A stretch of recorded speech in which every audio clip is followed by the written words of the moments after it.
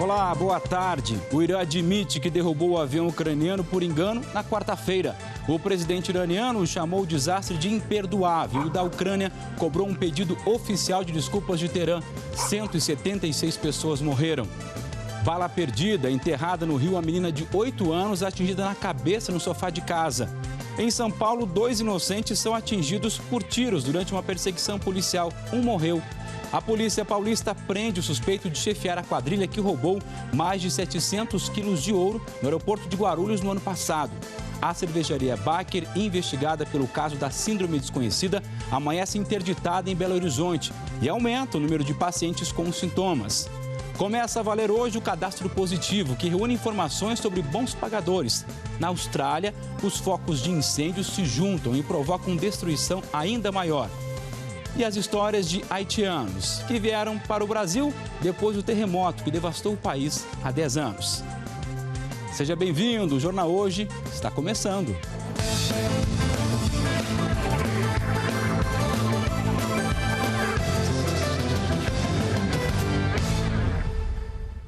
O governo do Irã assumiu hoje a responsabilidade por ter derrubado, por engano, o avião ucraniano que caiu com 176 pessoas a bordo. Todas morreram. O voo saía de Teherã na última quarta-feira e seguia para Kiev, quando foi abatido por um míssil iraniano. De Nova York, o correspondente Ismar Madeira acompanha toda a repercussão sobre este caso. Ismar, boa tarde. O que o Irã alega, hein? Muito boa tarde, Cosme, para você e para todos. Alega que foi um erro. Foram 2 dias negando essa hipótese que já era levantada pelos Estados Unidos e países aliados, como o Canadá e o Reino Unido, com base em informações de serviços de inteligência. Houve uma pressão internacional para que o Irã reconhecesse o erro. O comandante das Forças Aeroespaciais da Guarda Revolucionária, Amir Ali Rajizadeh, afirmou que assume a responsabilidade plena pelo acidente, mas também atribuiu o erro às ações americanas na região. Ele disse que o operador do sistema de defesa confundiu o Boeing 737-800 com um míssil inimigo. Eles alegaram que o avião voava perto de uma área militar que pertence à Guarda Revolucionária e que o operador tentou contactar os superiores para saber se tinha aprovação para fazer o disparo, mas que o sistema de comunicação falhou e ele tomou uma má decisão. Famílias das vítimas fizeram uma vigília inteira. Vamos ver as declarações dessa declaração no Irã e também no mundo. O presidente iraniano Hassan Rouhani disse em mensagem numa rede social que a República Islâmica do Irã lamenta profundamente o erro desastroso e disse que os culpados serão responsabilizados pela tragédia. O primeiro-ministro britânico Boris Johnson postou uma mensagem dizendo que a queda do avião reforça a importância de se reduzir as tensões no Oriente Médio e afirmou que é vital que todos os líderes agora busquem um caminho diplomático. A União Europeia disse que espera total cooperação do Irã nas investigações. O ministro do Exterior alemão afirmou que o Irã terá que lidar com esta terrível catástrofe para que não ocorra novamente e que a primeira-ministra Angela Merkel vai tratar da crise do Oriente Médio no encontro com o presidente Vladimir Putin hoje em Moscou. O presidente ucraniano Volodymyr Zelensky exigiu punição aos culpados e compensação pelo erro, além de um pedido de desculpas oficial do Irã. O primeiro-ministro canadense Justin Trudeau cobrou transparência para uma investigação completa e profunda do caso. Um vídeo divulgado pelo jornal americano New York Times mostra o avião sendo atingido por um míssil. Outros vídeos também mostram o mesmo momento. Em um deles, dá para ver o avião pegando fogo no céu. Em seguida, ele cai no chão. 4 horas antes, as Forças Armadas iranianas tinham disparado 16 mísseis contra 2 bases militares no Iraque ocupadas pelos Estados Unidos. Este bombardeio foi uma resposta ao assassinato do general iraniano Qassem Soleimani, no ataque americano no território do Iraque. 82 vítimas da queda do avião eram do Irã, 63 eram canadenses, 11 da Ucrânia, 10 da Suécia, 4 do Afeganistão, 3 do Reino Unido e outros 3 da Alemanha. O governo americano ainda não se manifestou. O comandante das Forças Aeroespaciais da Guarda Revolucionária explicou que o míssil disparado era de curto alcance e que explodiu próximo ao avião e que, por isso, o avião continuou voando por um tempo e explodiu quando tocou o chão. Há informações da imprensa local de que a população reagiu a essa notícia, expressando revolta porque esperava que o sentimento de vingança pela morte do general Qassem Soleimani se refletisse em ações do governo contra os Estados Unidos e não contra os cidadãos iranianos. Um dos questionamentos é justamente porque o governo iraniano permitiu que o aeroporto continuasse funcionando num momento tão tenso. Mesmo depois de atacar as bases no Iraque, o Irã manteve normalmente os voos no aeroporto da capital. De acordo com os registros de um site de rastreamento de voos, nas horas seguintes ao ataque, 19 aviões decolaram do aeroporto internacional de Teherã, entre eles o ucraniano abatido. Marcelo?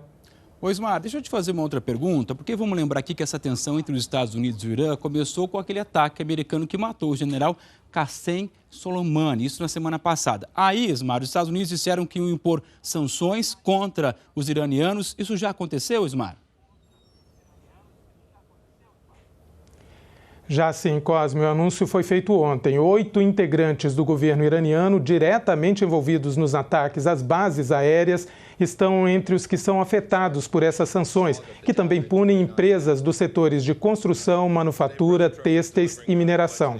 Ontem também foi revelado, no mesmo dia do ataque aéreo americano, que matou o general iraniano Qassem Soleimani, que houve uma outra ação dos Estados Unidos. No caso do Soleimani, foi estopim de toda essa crise. A outra operação tinha como alvo um oficial militar iraniano no Iêmen, Abdul Reza Shahali. O comandante Abdul Reza Shahali, segundo o governo Trump, era o representante do general Soleimani no Iêmen. Ele é acusado de fornecer dinheiro e armas para a milícia Houthi, que derrubou o governo iemenita e deflagrou uma guerra civil por lá. E ele também estaria envolvido no planejamento de um atentado para matar o embaixador da Arábia Saudita em Washington. O ataque americano para matar esse outro oficial iraniano foi simultâneo ao que eliminou o general Soleimani no dia 2 de janeiro, mas fracassou. E esse outro militar continua vivo. Marcelo? Obrigado, Ismar. É claro que a gente continua acompanhando essa situação tensa aí entre Estados Unidos e Irã. Bom trabalho para você em Nova York. Olha, o sultão de Omã, Qaboos bin Said, uma liderança muito respeitada no mundo árabe, morreu aos 79 anos, vítima de um câncer. Qaboos bin Saad era um monarca absoluto, líder há 49 anos e mediador de confiança internacional para algumas das questões mais espinhosas da região, como as negociações que levaram ao acordo nuclear entre Estados Unidos e Irã. Omã tem posição neutra entre os dois países. Além de chefe de Estado, bin Saad era primeiro-ministro, supremo comandante das Forças Armadas, ministro das Finanças, da Defesa e das Relações Exteriores. Ele assumiu o poder depois que um golpe de Estado depôs seu próprio pai, com o objetivo de acabar com o isolamento do país e usar a receita de petróleo para a modernização e desenvolvimento. Agora falando de Brasil, né, as nossas questões são muitas. Olha só, foi enterrada hoje de manhã no Rio de Janeiro a menina que foi baleada quando assistia televisão dentro de casa. Isso aconteceu em Belford Roxo, que fica na Baixada Fluminense. Ana Carolina, de 8 anos, é a terceira vítima de bala perdida desde o começo deste ano no estado. Vou falar agora com o repórter Guilherme Peixoto, que acompanha essas informações. Vai nos dizer agora, Guilherme, como estão as investigações? Boa tarde.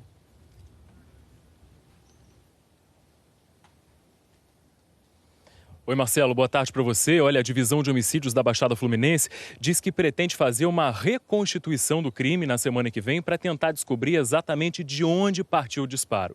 A polícia já sabe que o tiro veio do alto, porque ele atravessou o telhado, o forro da casa, passou pela porta e depois atingiu a menina dentro de casa. Ana Carolina tinha só 8 anos. A despedida emocionada foi agora há pouco no final da manhã, nesse cemitério, aqui na zona norte do Rio. A menina estava dentro de casa, deitada no sofá, assistindo televisão, do lado do pai, da mãe e da irmã, quando levou um tiro na cabeça. A polícia diz que a principal suspeita é de que esse tiro partiu de uma favela que fica perto da casa onde a família mora, em Belford Roxo, na Baixada Fluminense. A Polícia Militar disse que não havia operação naquela região.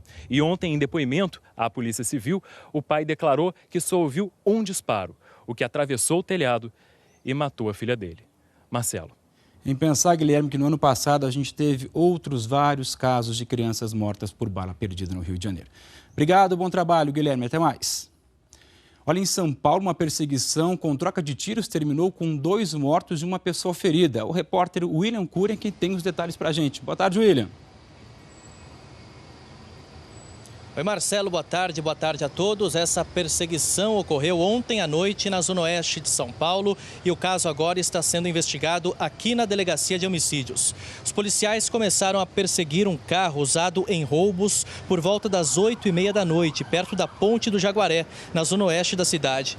Durante o tiroteio, um homem que fazia serviços de telefonia morreu e uma mulher ficou ferida. O carro ainda tentou entrar numa favela, mas a PM bloqueou o acesso. Os criminosos então tentaram fugir a pé. Um deles morreu, outros 3 conseguiram escapar.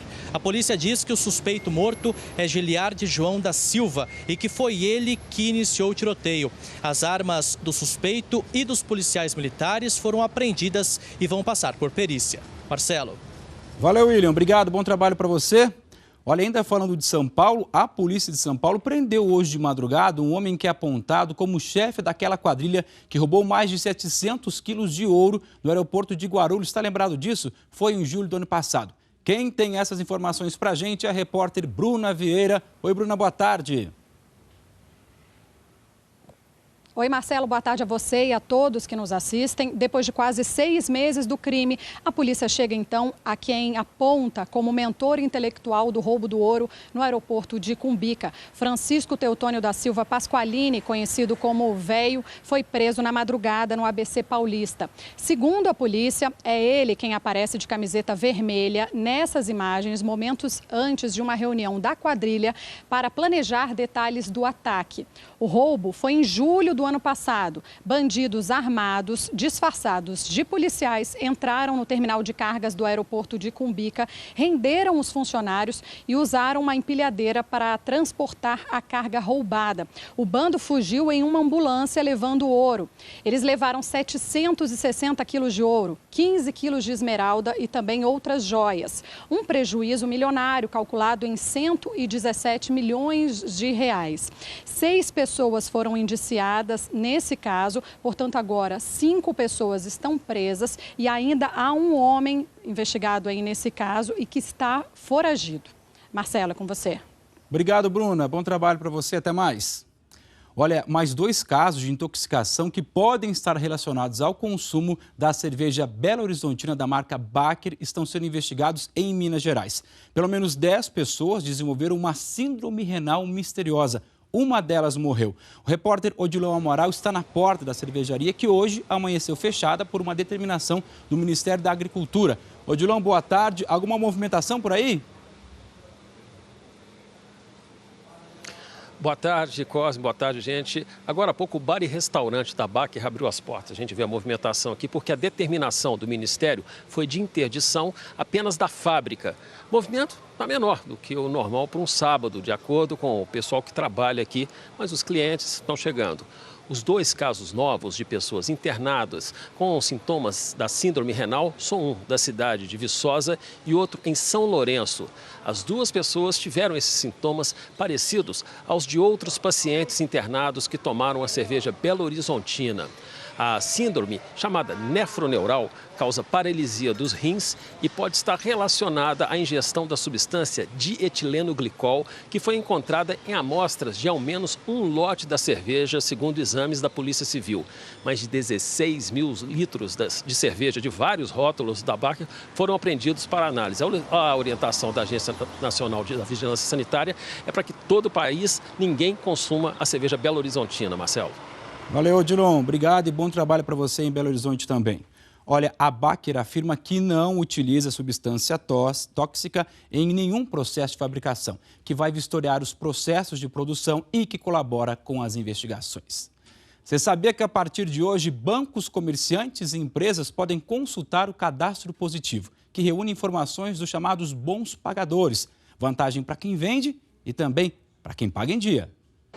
120 milhões de consumidores estão sendo incluídos no cadastro nesta primeira etapa. Depois, mais 30 milhões. Quem estiver no banco de dados vai ser informado por carta, mensagem ou e-mail. Nádia já recebeu. Achei bom. Para receber desconto nas lojas, alguma coisa assim. O cadastro positivo é um banco de dados que mostra como o consumidor anda pagando suas contas de água, luz, telefone, cartão de crédito e também financiamentos e empréstimos. As informações são enviadas para empresas de crédito, como SPC e Serasa, que criam uma pontuação. Quanto mais em dia com as contas, mais pontos o consumidor ganha. A pessoa que não tem o hábito de usar crédito para comprar à vista, paga em dinheiro, ela vai ter uma pontuação baixa. Ela vai ter que criar esse histórico. Mas, nesse caso, ela pode conversar com as pessoas. Ela não tem nada negativo. Essa ferramenta é uma ferramenta de ajudar as pessoas. Só os comerciantes vão ter acesso aos dados. Informações como idade, sexo, gastos em restaurantes e lojas, por exemplo, não aparecem. Quem não quiser participar do cadastro pode pedir para sair. Há quem não gosta, que é muita exposição. Mas eu acho que vale a pena, sim, fazer o cadastro. O Fernando tem uma ótica. Com o cadastro positivo, acha que fica mais fácil aceitar cheques e abrir mais crediários. O parcelamento nosso aqui, ele vai até 6 vezes. Com esse novo consumidor, com esse novo modo de ranqueamento, a gente pode chegar até em 10 vezes no parcelamento. Com mais confiança. Com muito mais confiança. A ideia é que o cadastro positivo seja bom também para o consumidor conseguir um desconto na hora das compras. Também uns juros mais em conta na hora de fazer um financiamento. Afinal, se ele tem alta pontuação, é porque merece a confiança do mercado. A Vivian, que é boa pagadora, quer aproveitar. Se a gente anda em dia, a gente tem que ter um descontinho bom, né? Vai cobrar? Com certeza. Faz muito bem, né? Você tem filho na escola? Vai aproveitar o sábado para comprar o material escolar? Tem que ficar atento às variações de preço. Sabe por quê? Uma pesquisa do Procon de São Paulo mostra que o mesmo produto pode custar até 3 vezes mais. Isso de uma loja para outra. Para os brinquedos, quase ninguém está dando bola hoje. Passado o Natal, o foco do olhar é outro. Quer achar o setor de material escolar? É só procurar os corredores mais lotados da loja. Dá uma olhada nisso. É preciso ter lista e caneta na mão para não perder o controle. A gente foi separando as listras porque é muita criança, não tem como. Agora diz aí, dá para pesquisar preço nessa muvuca? Mais ou menos porque o sufoco aí tá grande, muita gente e calor. O Procon de São Paulo pesquisou 169 itens da lista de material escolar em 8 papelarias da capital paulista. E são nos mais baratinhos que apareceram as maiores diferenças de preço. A borracha branca, de uma das marcas mais populares no mercado, numa papelaria estava a 60 centavos, em outra a R$ 2,60. Uma diferença de 333%. Que é importante comparar preços entre lojas, entre marcas, isso todo mundo já sabe, né? Agora eu quero ver fazer isso na prática, com a loja lotada, com as crianças participando da escolha do material escolar. Bom, uma dica que pode ajudar é fazer uma pesquisa em casa, antes de vir às compras. Verificar se eles já têm o material escolar pedido, às vezes tem em estoque folha, borracha, tesoura, lápis de cor.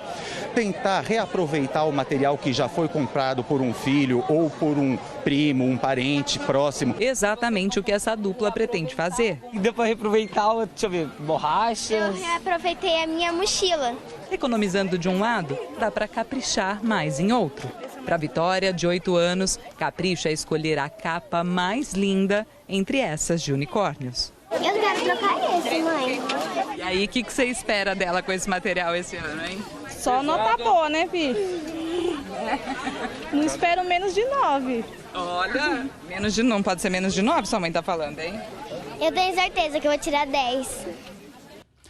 Olha essa agora. O Ministério da Educação pretende descartar quase 3 milhões de livros didáticos que nunca foram entregues aos alunos de escolas públicas. São exemplares comprados em gestões anteriores do MEC que agora são considerados vencidos, porque estão desatualizados desde 2005. Vamos dar um pulo então até Brasília, falar com o repórter Nilson Clavo, que tem os detalhes para a gente. Boa tarde, Nilson.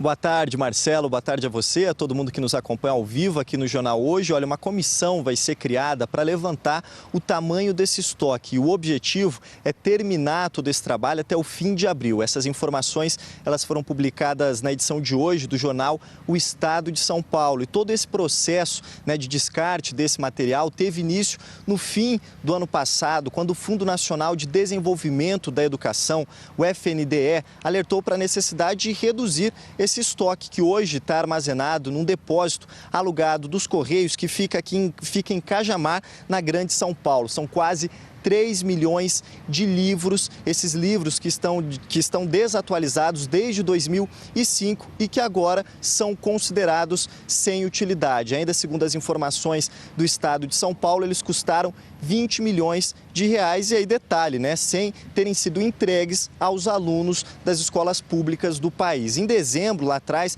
o Fantástico já tinha mostrado o desperdício desse material didático. A gente tem imagens aí, por exemplo, de alguns foram picotados em máquinas de reciclagem, outros vendidos como lixo para virar até papel higiênico. Enquanto isso, professores sem esse material adequado têm que improvisar na sala de aula. A dúvida agora é para onde vão esses quase 3 milhões de livros, né, didáticos, já que esse armazenamento tem um custo. Nós procuramos o Fundo Nacional para o Desenvolvimento da Educação, o FNDE, mas não obtivemos resposta até agora. Marcelo. Obrigado, Nilson. Bom trabalho para você em Brasília também, meu amigo. Até mais. Vamos agora saber como fica o tempo nessa tarde de sábado em todo o Brasil. Eliana Marques já está chegando por aqui. Tudo bem, Eri? Como meu vai, primeiro JK com você. Deixa eu dar um beijo. É verdade. Tudo bem? Bem-vindo. Agora Obrigado. comigo, né? Não é? E aí, o que você nos fala? Começamos de quê? Bom, boa tarde para você, primeiramente, boa tarde a todos. Começamos falando aí do calor que está bombando. Olha, para a gente ter uma ideia, a capital mais fresquinha hoje vai ser Curitiba, mas com máxima de 27 graus, nada fresco, abafado. Não é verdade? E esse calorão, como é que fica país afora nas outras capitais, Eli? Bom, vamos lá. Temos aí máximas de 31 graus lá em Manaus e também em Belém, até 32 graus no Recife, em Salvador, em Goiânia e em Porto Alegre. Belo Horizonte e São Paulo com máximas de 33 graus, 34 em Vitória, também em Cuiabá e no Rio de Janeiro, máxima de 39 graus hoje. E na pele, a sensação pode ser de mais quente, inclusive nas praias. Em Ipojuca, que fica lá em Pernambuco, onde está Porto de Galinhas, máxima de 31 graus. Em Guarapari, no Espírito Santo, em Saquarema, no Rio de Janeiro e também em São Sebastião, aqui no litoral de São Paulo, máximas de 34 graus. E em Garopaba, Santa Catarina, 30 graus, com previsão de bastante chuva no litoral de Santa Catarina e também de São Paulo. Aí, na hora da chuva, não entre no mar, não fique na faixa de areia, nem se abrigue embaixo de quiosque. O risco de ser atingido por raio aumenta. Procure locais fechados, como casa, loja e até mesmo dentro do carro, Marcelo. A gente falou de calorão, falou de temporal e chuva. Tem algum lugar? Tem sim, olha, a chuva se espalha hoje pelas regiões que a gente vê aqui em verde no mapa. Tempo firme, então, no extremo norte do Brasil, lá perto da fronteira com o Uruguai, também entre Recife, Bahia, passando por Belo Horizonte e até a região dos Lagos, no Rio de Janeiro. O maior risco de temporal está em Santa Catarina, na metade sul do Paraná, aqui em São Paulo, no litoral norte, no Vale do Paraíba, na Serra da Mantiqueira, até a região de Franca, em Minas, aqui nas áreas que fazem divisa com São Paulo e também no Maranhão. Em São Luís, choveu bastante na madrugada e aconteceu esse acidente. Olha, o carro caiu em cima de 2 casas depois de perder o controle ao passar por uma ponte. Moradores disseram que chovia muito e o motorista tinha sinais de embriaguez. Ele está preso. Apesar desse susto aí, uma pessoa se feriu e felizmente passa bem. Que imagem impressionante, né? Ele amanhã é domingão, muita gente de folga, a maioria, né? Tem algum aviso, alerta pra gente? Tem sim, olha, previsão de bastante chuva nesse domingo nessa área escura que pega principalmente sul do Amazonas, Rondônia e norte de Mato Grosso. E também entre o sul de Mato Grosso do Sul, passando aqui por São Paulo, sul de Minas, também sul do Rio de Janeiro, Paraná. A gente vê aqui essa seta amarela, é um cavado meteorológico e uma frente fria. Juntos é potencial para problemas, passando inclusive por Campo Grande, aqui pela capital paulista e pelo sul do Rio de Janeiro. Chuvarada chegando lá na sua cidade na segunda-feira. Volto para casa amanhã. Beijo, obrigado, bom fim de semana. Bom Foi um fim prazer, de semana Eli. Até a próxima. Obrigada, até. Olha, 3 grandes frentes de incêndios florestais se juntaram hoje lá na Austrália. O país enfrenta mais de 180 focos sem controle. Esse conjunto formou um grande maciço de fogo no estado de Nova Gales do Sul, que é um dos mais afetados pelos incêndios. Os ventos fortes e as altas temperaturas na casa ali dos 40 graus dificultam ainda mais o combate às chamas. Desde setembro, 27 pessoas morreram e mais de 10 milhões de hectares foram consumidos pelo fogo. Milhares de pessoas estão fora de casa e cerca de 1.800 residências foram destruídas. Ainda hoje, os imigrantes que vieram para o Brasil depois do terremoto no Haiti há 10 anos. Já a seguir, luto no mundo do rock com a morte do baterista do Rush. E as repercussões da decisão do casal britânico Harry e Meghan de se afastar da realeza. A gente volta já.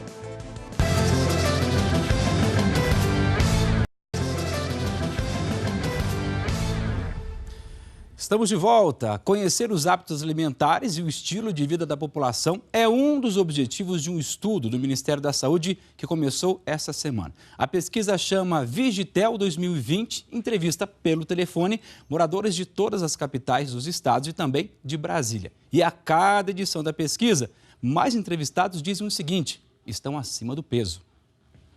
A calça ficou apertada, a camisa mais curta, o corpo está mais cansado.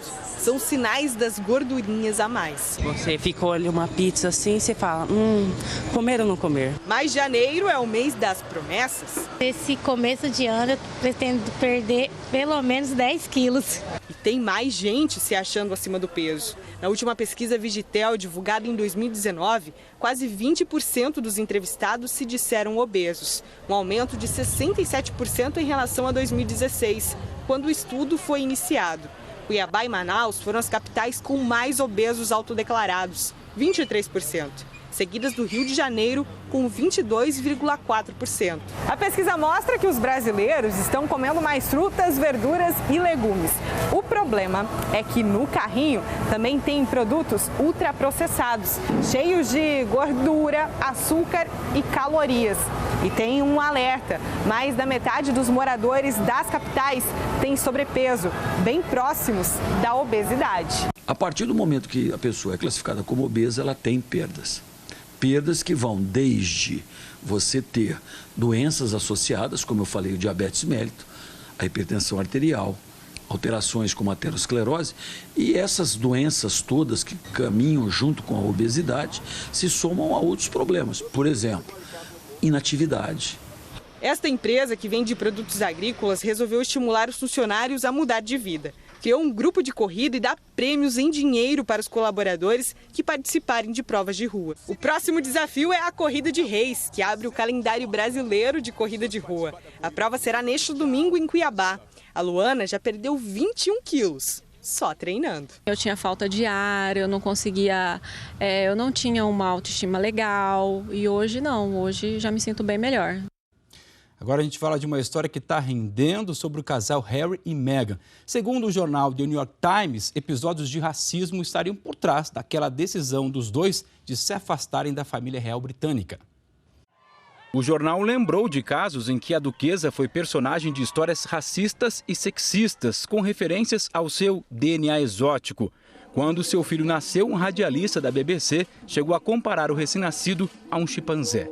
Há meses, o príncipe Harry e Meghan Markle sofrem críticas da mídia britânica.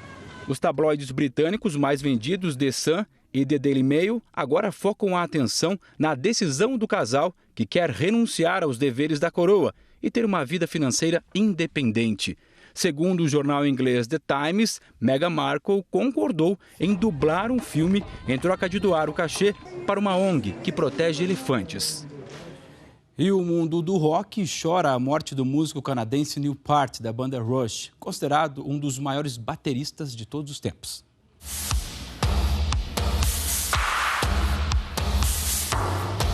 Neil Peart tinha 67 anos e há 3 sofria de um câncer no cérebro.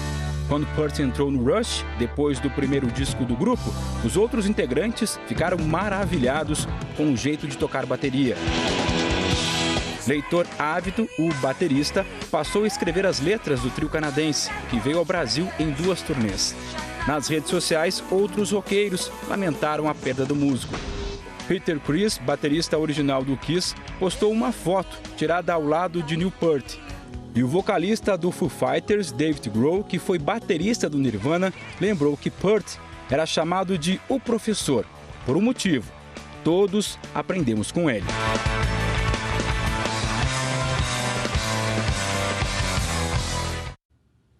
A seguir tem uma reportagem especial que mostra como vivem aqui no Brasil os haitianos que deixaram o país depois do terremoto 10 anos atrás. Até já!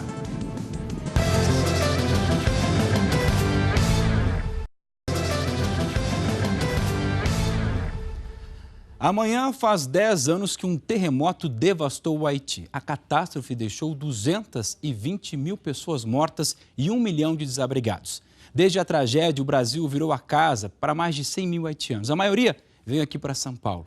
É o que você vai ver agora, essas lindas histórias na reportagem, que é de Fabrício Nobel e também da Renata Ribeiro. No Brasil, há 5 anos, Gerda não tirou os olhos do Haiti um só dia. A casa, o emprego, a gravidez, a vida acontece aqui. Mas ela não chegou inteira. Num mergulho nesse país desconhecido, haitianos aqui fizeram a segunda maior onda de imigração da última década. Vão ganhando identidade entre os brasileiros. Esse é o Charles Obas. Era estudante de medicina, virou especialista em mudar. Eu entrei na República Dominicana, eu fiquei um tempinho lá. Depois eu saí, eu fui para o Equador. Eu fiquei também mais ou menos uns 7 a 8 meses lá no Equador. Do Equador eu tirei um visto humanitário para vir para o Brasil, principalmente aqui em São Paulo. Aqui foi músico, encanador, pedreiro, assistente social, concluiu a faculdade de gestão de pessoas e hoje é administrador numa linha de metrô. Não esquece do dia em que se preparava para ir para a faculdade e sentiu o chão tremer. Quando eu olhei na janela, estava uma poeira muito grande, tudo branco. Mas Charles tinha uma prova. Quando eu cheguei lá, só fica no chão a faculdade. Não tinha parede, nada. E morreu muita colega da faculdade. Era 12 de janeiro de 2010.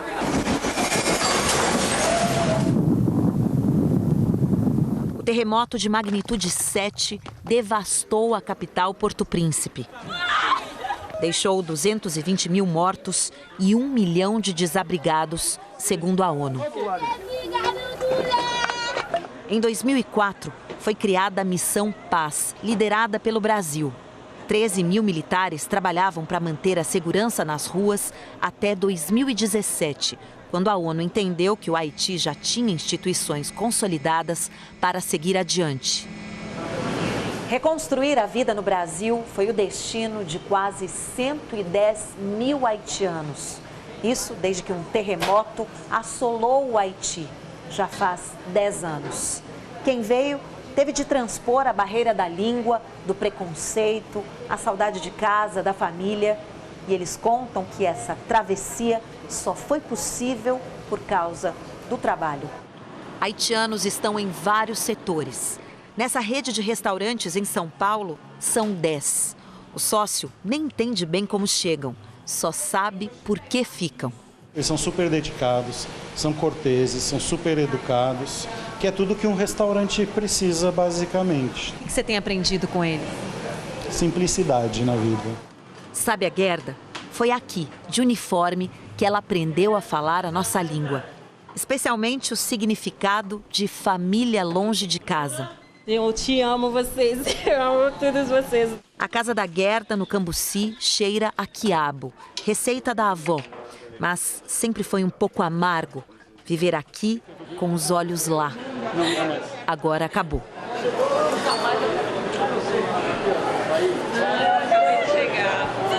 Quando a mãe deixou o Haiti, Jane tinha 3 anos e tem 8 agora. Eu tentei várias vezes para trazer ela, não consegui. Ficar sofrendo, choramos. Eu vou cuidar dela para sempre e nunca mais deixar um desses 3 para trás. A história de Charles não terminou. O meu primeiro plano é ver a reconstrução do Haiti depois do terremoto. Essa é a lembrança que ele tem do Palácio Nacional. As ruínas foram demolidas. Em 2018 foi anunciada a reconstrução, mas as grades estão cobertas e a presidência do Haiti usa um prédio separado até hoje. O Haiti se reergueu com marcas do tremor. É assim que vive também quem já viu tudo virar poeira. Às vezes você não vai ter tudo o que você quer na vida, mas se você ama o que você tem, já é suficiente. Em tempos de guerra, ameaça de guerra, é tão bom ver que o brasileiro assim solidário estende a mão. É nesse clima leve que a gente encerra o Jornal Hoje deste sábado. Você acompanha outras notícias logo mais no Jornal Nacional. Já sabe, para rever as reportagens exibidas hoje, basta ir até o Globoplay. Boa tarde e aproveite o seu fim de semana.